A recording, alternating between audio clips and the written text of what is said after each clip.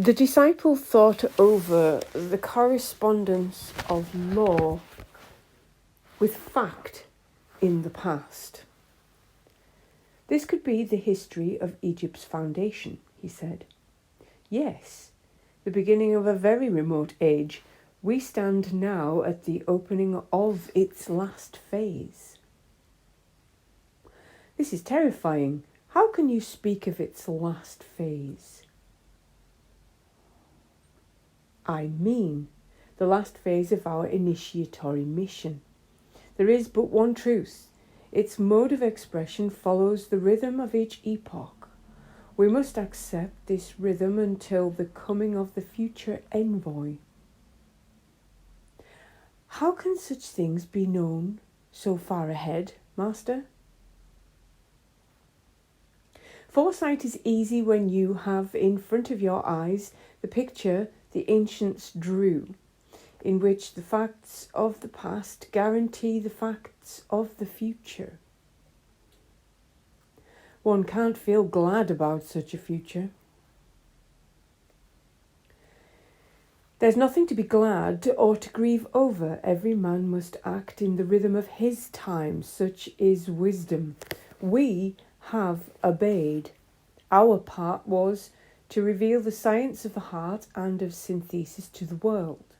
But periods of transition between successive ages are marked by trouble and indecision, and only the knowledge of the sages can mitigate disorder. That is why it matters that you should be instructed, Her Bak, but you still seem to falter.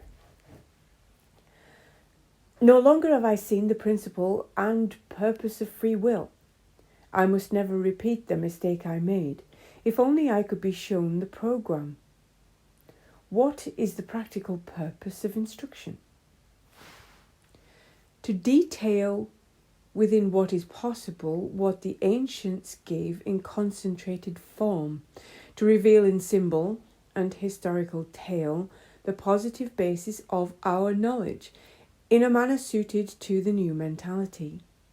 Until the end of our time, every moment must write its symbol in the form and proportion of monuments, in the names of pharaohs and men, in the smallest detail that may tell future generations the message and proof of our science.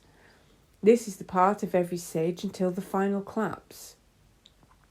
To watch over the fulfillment of necessary changes in accordance with number and canons foreseen from the beginning. Her Bak regarded his master with wondering eyes. It is astonishing, the serenity that can foresee our fall as well as our greatness. What matters, our fall or our greatness, if all is conformable with harmony? The sage mustn't be attached to a land or a people. If he would guide impersonally, he studies in every race its inherent gifts, notes without judging what gains in consciousness have affected its vital reflexes and morals. He knows that in each an elite is formed that survives the generation of the people, each valuable in itself. In every people he sees a fruit that is a product of the environment. Heaven makes earth and country, and this makes the man who lives there. He studies this sequence, inevitable for all that derives from nature. His work tends to create a harmonious environment and removes useless suffering for the masses. But he aids and protects the formation of an elite. Her Bak kissed his master's hands. This assumes a power that can master human passions. It is the fruit of impersonal vision. Every disciple of wisdom must gain such mastery. You, child of Egypt, must be instructed in this so that you will make no mistake and grasp the mission of this marvelous land. For several thousand years, the Egyptians were chosen to be witness of that indefectible wisdom which aids humanity. Other peoples have won great learning, but Egypt has kept in its integrity the fundamental principle and program that was entrusted to her at the beginning.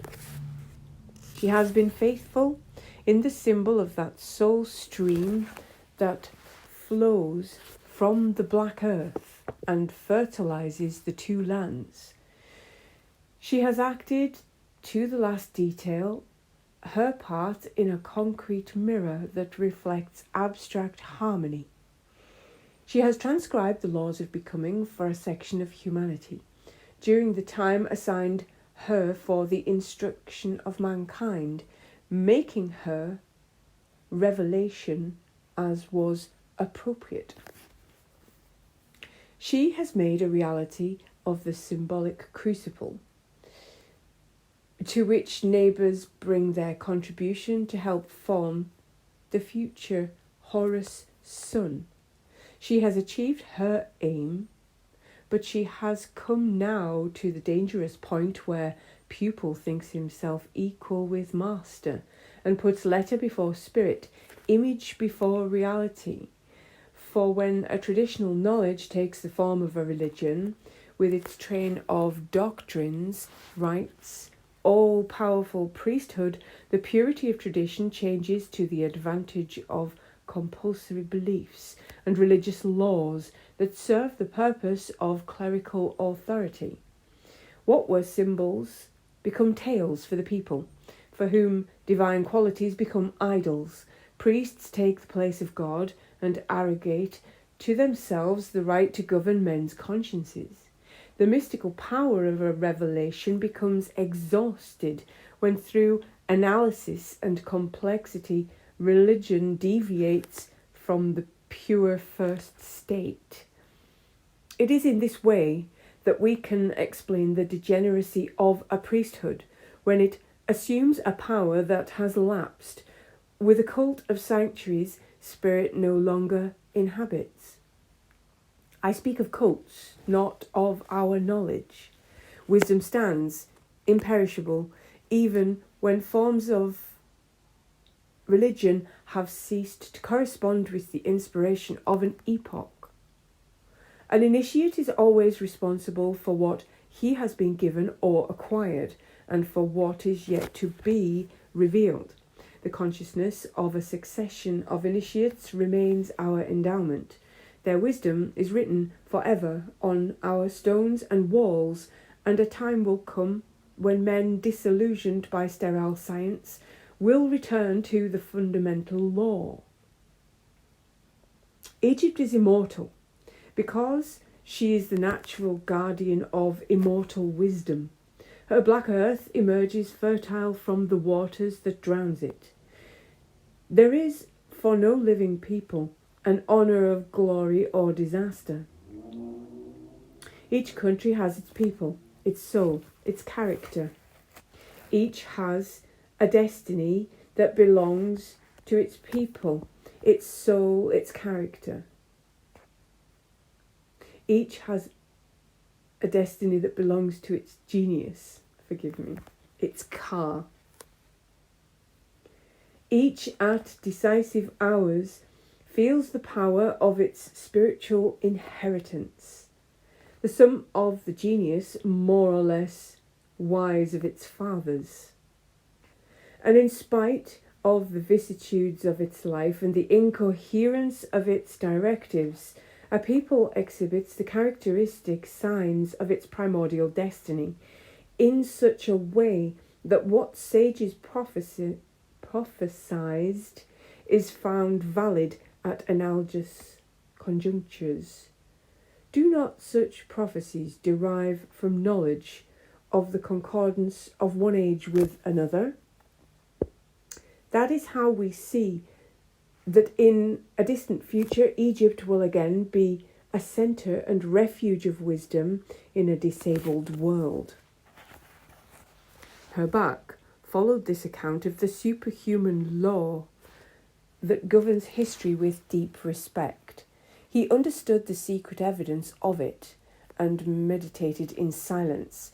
At last, he forced himself to envisage his country's destiny, Master, will you tell me what will become of the marvellous organisation our sages established? It will stand with the acquired rhythm and go on with its work until the new revelation. We must guard our treasures so as to preserve their message until the day when light is reborn. When will that day come, Master? When humanity, given over as of old to an accursed science, finds itself once more on the brink of catastrophe.